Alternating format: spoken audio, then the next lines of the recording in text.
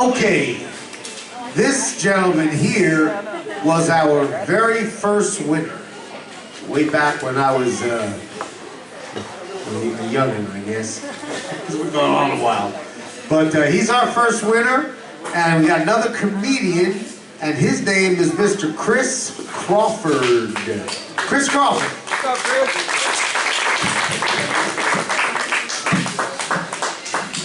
Ballinger, Texas, how you guys doing?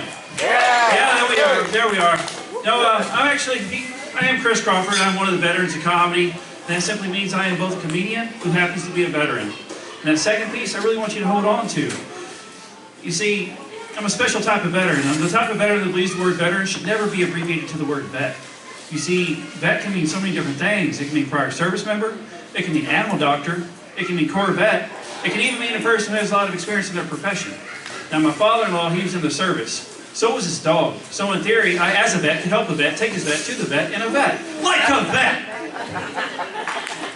You guys are looking at me like, how did I get on this bike? And I'll tell you, I was vetted. Oh, man. Now, I am up from San Angelo, Texas, and like most military people that live there, I'm not from there.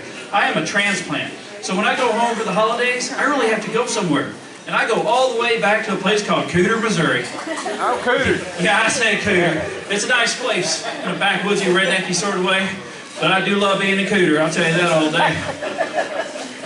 Now, Cooter, like most small towns, is not without its charms. You see, it doesn't have big box stores, it doesn't have chain restaurants. It has locally owned establishments, places like Don's Diner or Clark's Barbershop. Of course, my favorite of the locally owned establishments are the liquor stores. Not because I'm a lush, and I'm not saying that I'm not, sir, but it's because they don't call them liquor stores. They call them package stores. Now, the naming convention is pretty simple. Person's last name followed by the word package. Ladies and gentlemen, this is a business I want to be in. It'd be on my billboard, on my bumper sticker, on my shirt. Crawford's Package has lots of liquors. Oh, man. It wouldn't be true, but it'd be fun. Now, anytime I go home, me and my family, we take a trip over to the department store. The only department store in Cooter. And when I say the department store, I mean the Dollar General. And when I say my family, I mean my family. I'm talking about my nieces, my nephews, my aunts, my uncles, my grandma, my grandpa, my mom, my dad, my brother, my sister, my kids, and my wife. One great big redneck Becca right over to the great department store of Cooter, Missouri. Now, last time we made such a trip, my youngest daughter, she began to act out. You know, the way they do. And I was going to try and crush it at the lowest level. Bend down, have a conversation with her. Before I get too far into that, I'll tell you.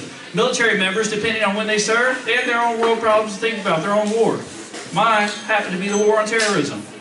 With that came some common misconceptions. People believe that Middle Easterners raise their kids to be terrorists. That's not true. All kids are terrorists. Just in America, we like to train it out of them. Now let me get back to my conversation with my child. I got down about eye level. She began to make demands. Well, I don't negotiate with terrorists. So I scooped her little butt up. I'm going to take her out to the car. That's the known consequence. Now, she doesn't want that, so she's fighting me a little bit. Just like any good dad would, I threw her over my shoulder, and I quickened my pace. Then she began to really fight. Arms this way, legs that way, really giving me hell. And I'm okay with this. But then my daughter, she did the unthinkable. In public, she cried for help. Really dramatically. She was all, help me, help me, help me, help me! Think about this, ladies and gentlemen. I'm a middle-aged man. You're a small community. You don't know me. I'm damn near running for the door with a small child directly over his shoulder, kicking his leg, and fighting for his life. Talking about, help, help me, help me, help me! Man, in Texas, I'd have been shot. I couldn't get out that door quick enough. I damn near sprinted across the parking lot, got to the car, I opened the car door, I went to put her in, she didn't want to go in. She's holding on to the door frame with all four limbs like this. And I'm pushing on her torso till little limbs just give up. Get her to the car seat, tie her down like a damn hostage. Stand up, look around, hundreds of spectators. Some might call them witnesses. But you know, not a single one of them challenged me. You know why? Because they know. All kids are terrorists, not to be negotiated with. Oh man, you guys laugh and act like that might be true. It is not true. We do negotiate with our kids. In fact, we give them their own rules to play by. For instance, if a child was to throw out its arms, run into a room and go, pop, pop, pop, pop, pop, pop, pop, look up and declare, I'm a helicopter.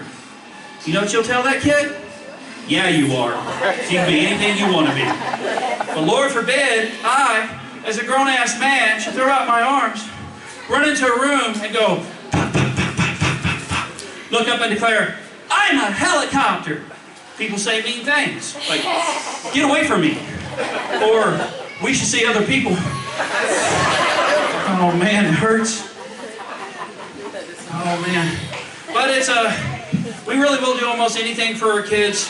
Here's an example. My youngest daughter, she recently turned 7 years old. And when in Texas, you do as Texans do. You buy a frickin' piñata. So I did. From the only decent place in town to get one, the Supermercado.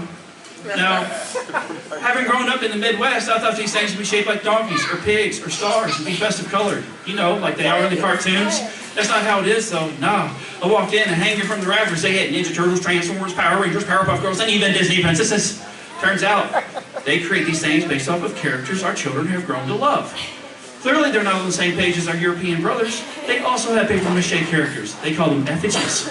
And they break them, and they stab them, they burn them! You see, they create theirs based off characters that they hate.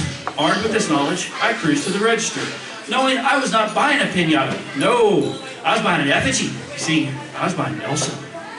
Oh, I hate Elsa. Let it go. I love my daughter, though. So I bought the damn thing, took it home, raised it up. She reared back and hit it with everything she had. She said, ah. It didn't break.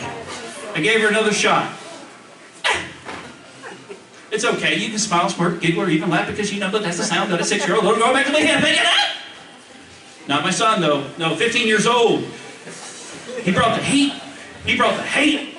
He was all, boom, boom, boom, boom, boom. And I guess I was getting into it because I was all, hit her again, son. Hit her again, son. Hit her again. And I could feel all the parents' eyes shift towards me. I realized I was conveying a horrible message.